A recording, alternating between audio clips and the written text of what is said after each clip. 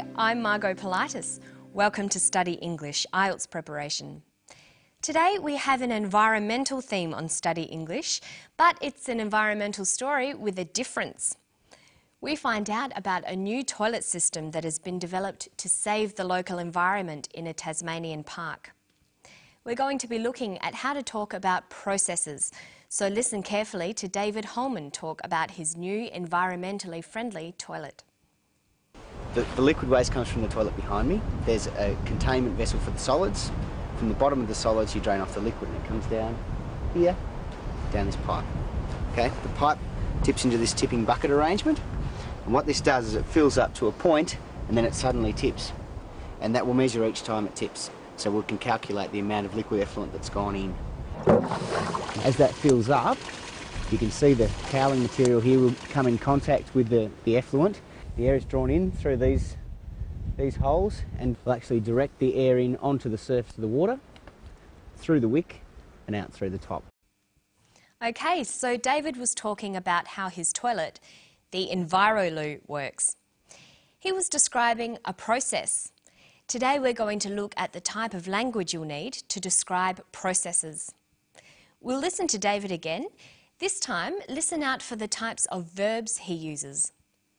The liquid waste comes from the toilet behind me. There's a containment vessel for the solids. From the bottom of the solids you drain off the liquid and it comes down here, down this pipe. Okay, the pipe tips into this tipping bucket arrangement, and what this does is it fills up to a point and then it suddenly tips, and that will measure each time it tips, so we can calculate the amount of liquid effluent that's gone in.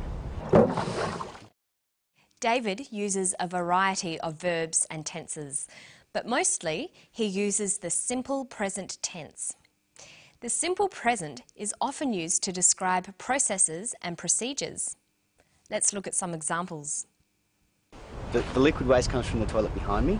Okay, the pipe tips into this tipping bucket arrangement, and what this does is it fills up to a point and then it suddenly tips. There's also another, more formal way of describing processes. That's using the passive voice. In formal academic writing, it's common to use the passive voice for actions in a process or procedure.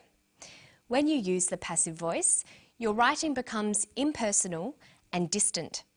This is more formal and is often more suitable in an academic setting. Listen for a passive verb here.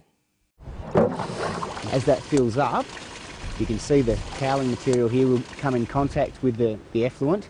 The air is drawn in through these holes. He says, is drawn in. The air is drawn in.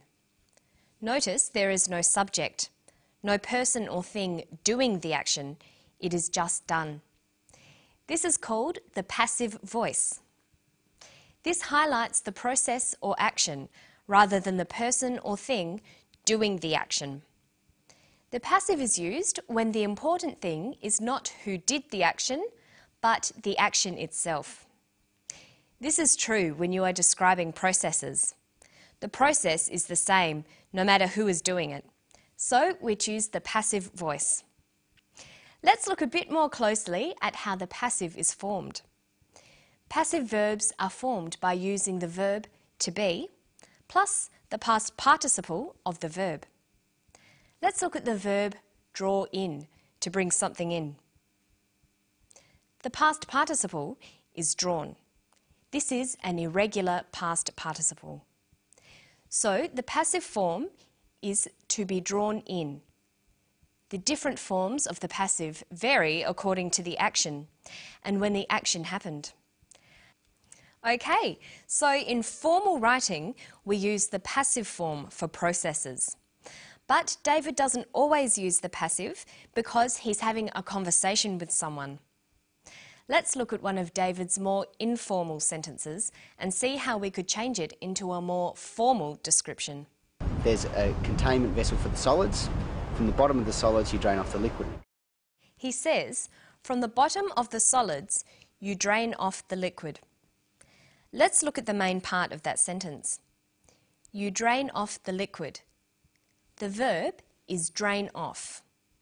In a passive sentence, we'd say is drained off. The past participle with the present tense form of to be.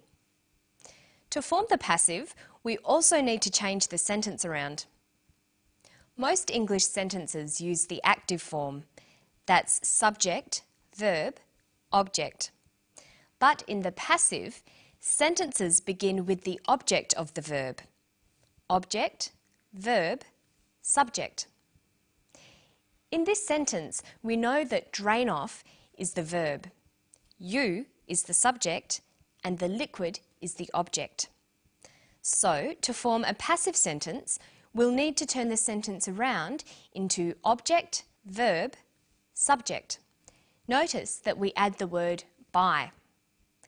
The liquid is drained off by you. But in a process, we don't need to include the agent of the verb, so it usually gets left out. Our new, more formal sentence reads, the liquid is drained off. So let's go back to that full sentence. From the bottom of the solids, you drain off the liquid. From the bottom of the solids, the liquid is drained off. Here's another one. And that will measure each time it tips, so we can calculate the amount of liquid effluent that's gone in. We can calculate the amount of liquid. The subject is we. This will be dropped in our passive sentence. The object is the amount of liquid. The verb is can calculate. Calculate has the past participle calculated. When there are auxiliary verbs like can, we use the infinitive form of the verb to be. So the full verb phrase can calculate becomes can be calculated. Remember that a passive sentence starts with the object, then the verb. So we can calculate the amount of liquid becomes the amount of liquid can be calculated. Okay, let's finish today by testing you on the passive. Listen to the steps in a simple process. This is how you make a cup of coffee. It's in a conversational style. You fill the kettle with water. You turn on the kettle. You boil the kettle. You pour the hot water into a mug. You add some sugar. Then you can drink it. Okay, let's start at the beginning. You fill the kettle with water. What's the verb? Fill. The subject? You. The object? The kettle. The passive verb is filled. The new sentence is, the kettle is filled with water. See if you can do the next one. You turn on the kettle. The verb is turn on. The subject is you. The object is the kettle. The kettle is turned on. You boil the water. The water is boiled. You pour the hot water into a mug. The hot water is poured into a mug. You add some sugar. Some sugar is added.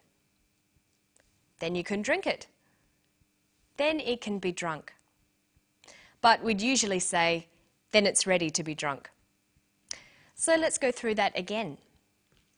The kettle is filled with water. The kettle is turned on.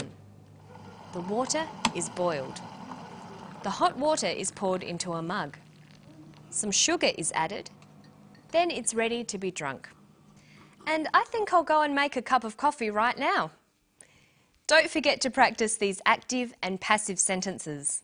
And I'll see you next time for Study English. Bye.